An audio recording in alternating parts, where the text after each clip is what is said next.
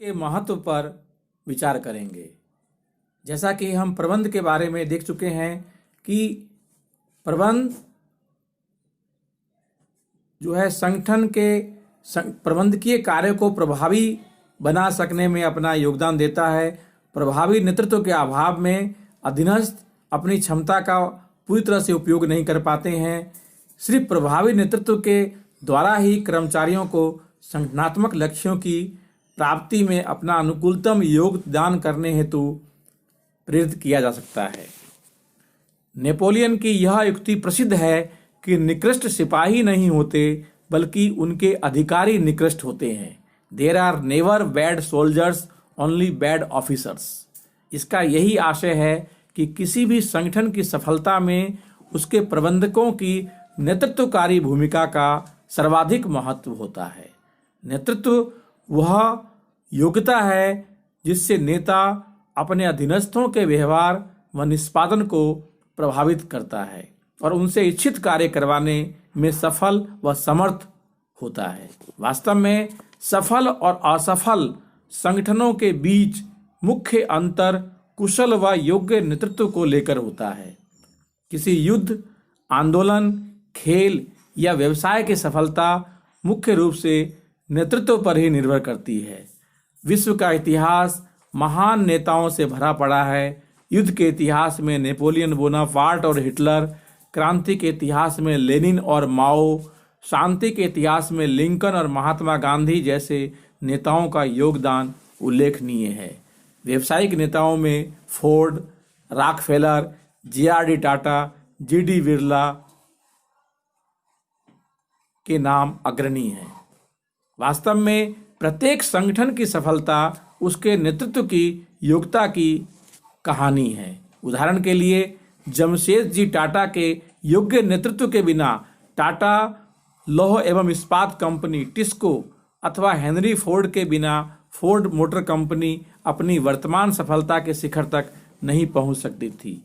औद्योगिकरण की त्वरित गति के कारण आए दिन नए नए बड़े बड़े संगठनों की भीमकाय संगठनों की स्थापना हो रही है। छोटे बड़े सभी संगठनों में जटिलता और विशिष्टीकरण बढ़ते जा रहे हैं।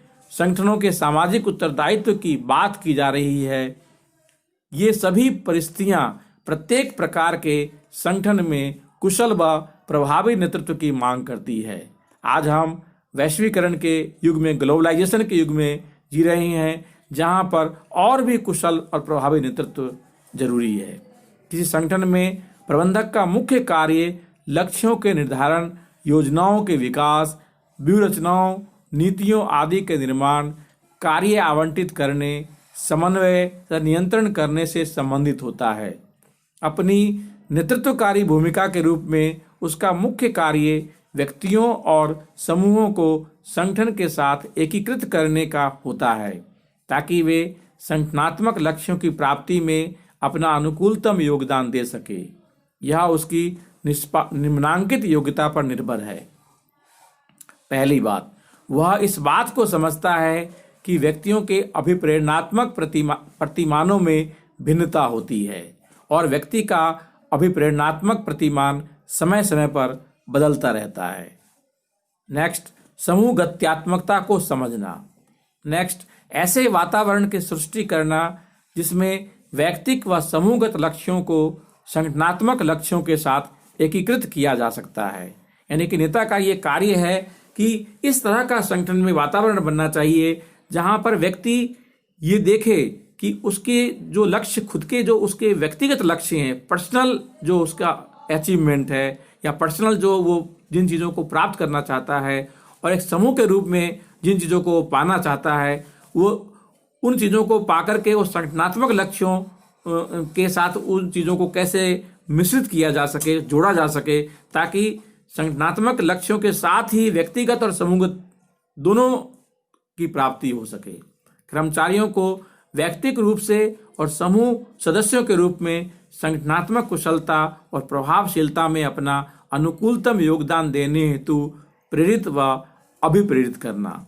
कि कर्मचारियों को एक इंडिविजुअल तौर पर व्यक्तिगत रूप से उसको अपना क्या योगदान करना है, उसको अनुकूलतम योगदान देना है, ताकि संगठनात्मक लक्ष्यों की प्राप्ति हो सके।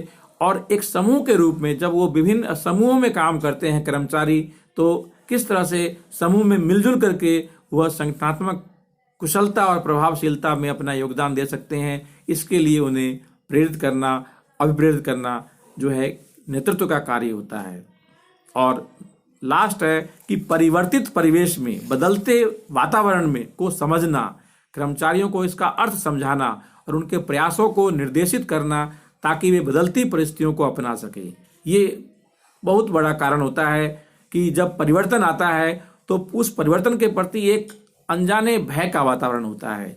लोग परिवर्तन के अनुरूप अपने आप को ढलने में बहुत मुश्किल देखते हैं, बहुत आसानी से उसमें ढलने में अपने आप को सहज नहीं पाते हैं।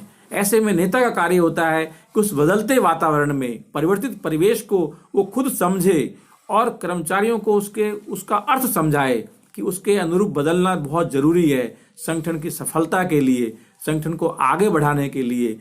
जब संगठन का अस्तित्व रहेगा तभी कर्मचारी उसके साथ जो है जुड़े रहेंगे और वो उनका जो है खुद के लक्ष्य और भी पूरे होंगे। तो कर्मचारियों को उसका अर्थ समझाना और उनके प्रयासों को उस बदलते परिवेश के अनुरूप निर्देशित करना, ताकि वह उन बदलते परिस्थितियों को संबोधित कर सके, उन्हें उनकी चुनौतियों को समझ सके और उसके अनुसार संगठनात्मक लक्ष्यों की प्राप्ति हो सके, संगठन अपने अस्तित्व को और अपने प्रभावशीलता को बनाए रख सके।